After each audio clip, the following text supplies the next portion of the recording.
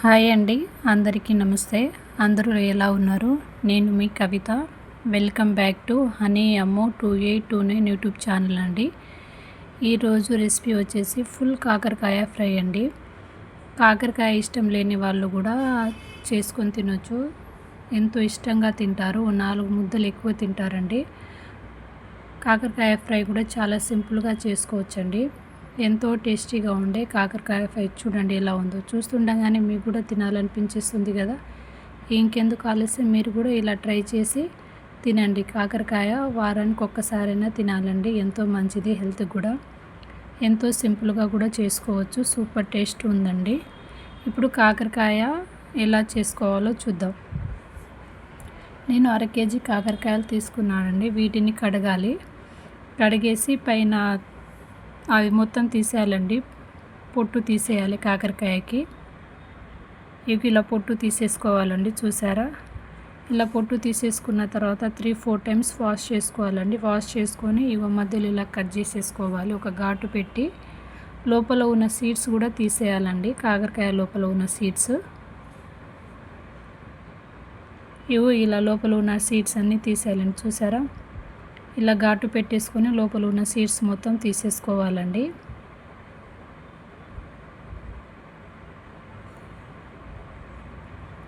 ఇలా సీడ్స్ని సపరేట్ చేసేసుకోవాలండి. వీటిని పడేయొద్దు, మళ్ళీ కర్రీలో యూస్ చేసుకోవచ్చండి ఇలా సీడ్స్ని. ఇప్పుడు మనం పొట్టు తీసి పెట్టుకున్నాం కదండి కాకరకాయ, వీటిలో కొంచెం ఉప్పు అలాగే పసుపు వేసుకొని ముక్కలకి పట్టేలా కలిపేసుకోవాలండి. కాకరకాయ ముక్కలకి పట్టాలి మంచిగా. ఇలా ముక్కలకి పట్టేసేలా మొత్తం కలిపేసుకోవడం వల్ల కాకరకాయలో ఉన్న వాటర్ ఏవైనా ఉన్నా కూడా పిండేసుకోవాలండి మనము. చూడండి, 10 నిమిషాల తర్వాత పక్కన పెట్టి ఇలా పిండేసుకోవాలండి. కాకరకాయ లోపల ఉన్న వాటర్ మొత్తం మనకు సపరేట్ అయిపోతుంది. మనకి చేదు కూడా అంత అనిపించదండి, చేదు ఉండదు ఫ్రై అనేది. ఇలా మొత్తం పిండేసుకోవాలండి. ఇప్పుడు దీంట్లో పొడి ప్రిపేర్ చేసుకుందాం. కొన్ని పల్లీలు తీసుకొని, మీ దగ్గర నువ్వులు ఉంటే నువ్వులు వేయించుకోండి, నువ్వులు లేకపోతే పల్లీలు వేసేసుకోవచ్చు. నేనైతే ఇక్కడ పల్లీలు తీసేసుకుంటున్నానండి. పల్లీల్ని ఇలా వేయించుకోవాలి, దూరగా వేయించుకోవాలండి పల్లీల్ని. అలాగే స్టవ్ మీద ఒక గిన్నె పట్టి దాంట్లో 2 టేబుల్ స్పూన్ ఆయిల్ వేసేసుకోవాలండి. ఆయిల్ కొంచెం వేడవ్వాలి మనకు.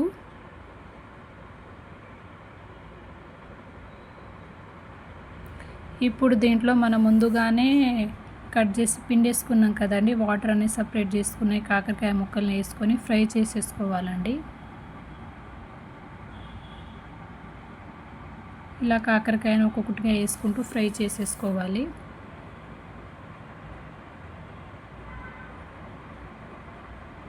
ఇలా చుట్టూ తిప్పేసుకుంటూ ఫ్రై చేసేసుకోవాలండి. కాకరకాయ ఫ్రై అనేది లోపల కూడా మనకి కుక్ అవ్వాలి.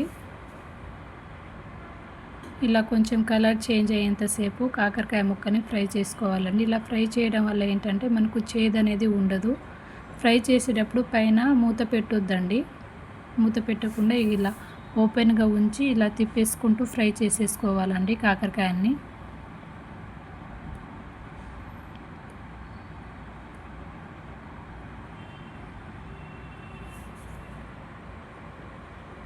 చూసారా, మనకి కొంచెం కలర్ అనేది చేంజ్ అయింది కాకరకాయలు. ఇప్పుడు ఫ్రై అయినాయి కదండి, కాకరకాయని ఇలా కలిపేసుకుంటూ ఫ్రై చేసేసుకోవాలండి. అన్ని వైపులా మంచిగా ఫ్రై అయ్యేటట్టు కలిపేసుకోవాలండి మనము. ఇప్పుడు ఈ కాకరకాయల్ని ఒక్కొక్కటిగా తీసేసుకోవాలండి. ఇప్పుడు దీంట్లోనే ఈ కళాయిలోనే కొంచెం జీలకర్ర అలాగే ఎండుమిరపకాయలు కొన్ని, మనం ఎంత కారం తింటామో దానికి తగ్గట్టుగా కొన్ని ఎండుమిరపకాయలు. మీ దగ్గర ఎండుమిరపకాయలు లేకపోయినా కారం యాడ్ చేసుకోవచ్చండి. కాకపోతే కారం అనేది లాస్ట్లో యాడ్ చేసేసుకోవాలి. మిక్సీ పట్టేటప్పుడైనా వేసేసుకోవచ్చు ఎండుమిరపకాయలు లేకపోతే. ఇవి కొంచెం కలర్ చేంజ్ అయ్యేంతసేపు మనము ఫ్రై చేసేసుకోవాలండి ఎండుమిరపకాయలను. ఎండుమిరపకాయలు వేయించుకున్నప్పుడు మనకు మంట అనేది లో ఫ్లేమ్లోనే ఉండాలండి. ఎందుకంటే ఎండుమిరపకాయలు అనేవి తొందరగా మాడుతాయి మనకు, అందుకోసమే. దీంట్లోనే మనం ముందుగానే తీసేసుకున్నాం కదండి కాకరకాయ సీడ్స్ కూడా వేసేసుకొని ఫ్రై చేసేసుకోవాలండి. ఇలా వేయించుకోవాలి మొత్తం, మాడకుండా ఇలా కలుపుతూ ఉండాలండి మధ్య మధ్యలో.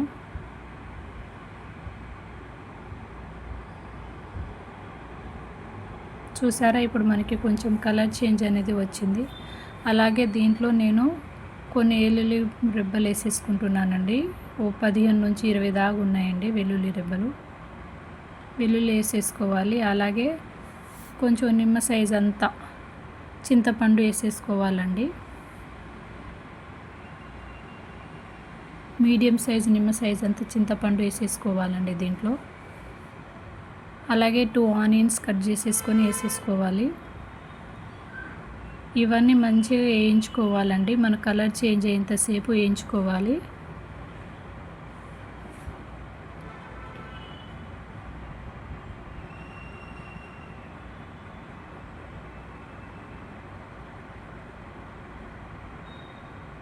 ఇలా కలుపుతూ ఉండడం వల్ల కింద మాడకుండా ఉంటుందండి. మనకు ఎండుమిరపకాయలు అనేవి తొందరగా మాడుతాయి, కలర్ చేంజ్ అవుతూ ఉంటాయి. కొంచెం మాడడం వల్ల కర్రీ అనేది కొంచెం డిఫరెంట్గా అనిపిస్తుంది. అందుకోసం ఇలా కలుపుతూ ఉండాలండి. చూసారా, స్టవ్ ఆఫ్ చేసేసుకోవాలండి. అవి కొంచెం చల్లారవ్వాలి. ఇగో దీంట్లోనే ముందుగా పల్లీలు వేసుకోవాలి. అలాగే మనం ఇప్పుడు అన్నీ వేయించుకున్నవన్నీ వేసేసుకోవాలండి. దీంట్లో మిక్సీ జార్లో వేసేసుకోవాలి.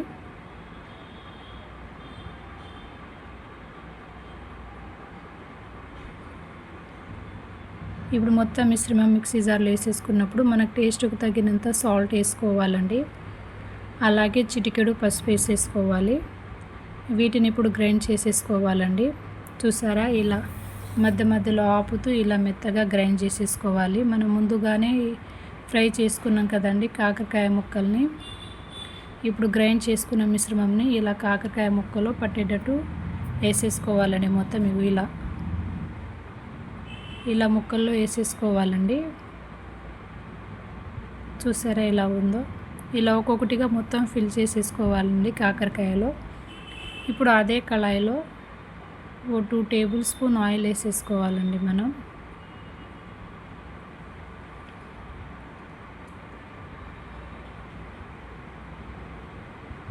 ఆయిల్ అనేది మనం కొంచెం వేడవ్వాలండి. ఇప్పుడు దీంట్లో ఎండుమిరపకాయలు, అలాగే కొంచెం జీలకర్ర,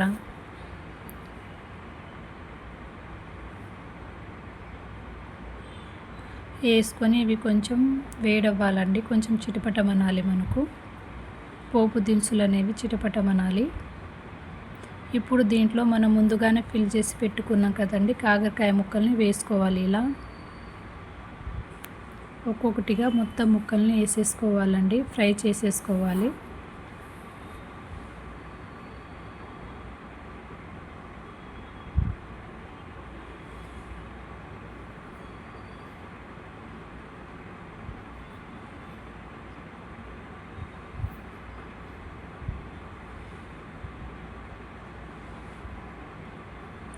ఇలా ఒక్కొక్కటిగా వేసుకుంటూ అటు ఇటు తిప్పుకుంటూ మంటని కొంచెం మీడియం ఫ్లేమ్లో ఉంచుకుంటూ ఇలా ఫ్రై చేసేసుకోవాలండి. చూసారా, అటు ఇటు తిప్పుకోవాలండి. 4 వైపులా తిప్పేసుకుంటూ ఫ్రై చేసేసుకోవాలి.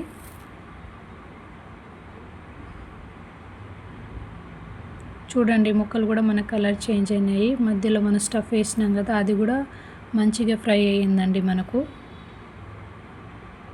కర్రీ టేస్ట్ మాత్రం సూపర్ ఉంటుందండి. మీరు నెలకు ఒకసారైనా ఇలా ట్రై చేసుకొని తినండి, సూపర్ ఉంటుంది.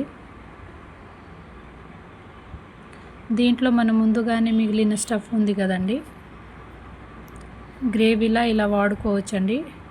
ఇలా వేసేసుకోవాలి. అది మొత్తం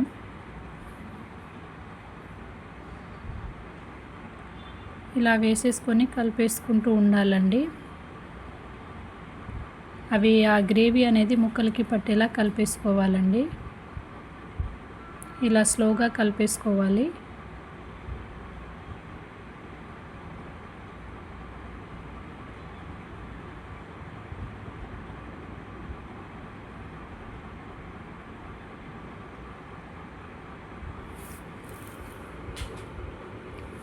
ఓ 5 నిమిషాల పాటు ఇలా మంటని లో ఫ్లేమ్లో ఉంచుకుంటూ ఇలా ముక్కలకి పట్టేలా కలిపేసుకోవాలండి గ్రేవీ మొత్తం. 5 నిమిషాల తర్వాత చూసారా మనకి ఎలా అయిందో చూడండి. ఇప్పుడు మనకు ఎంతో ఇష్టంగా ఉండే కాకరకాయ ఫ్రైని ఇలా కలిపేసుకోవాలండి.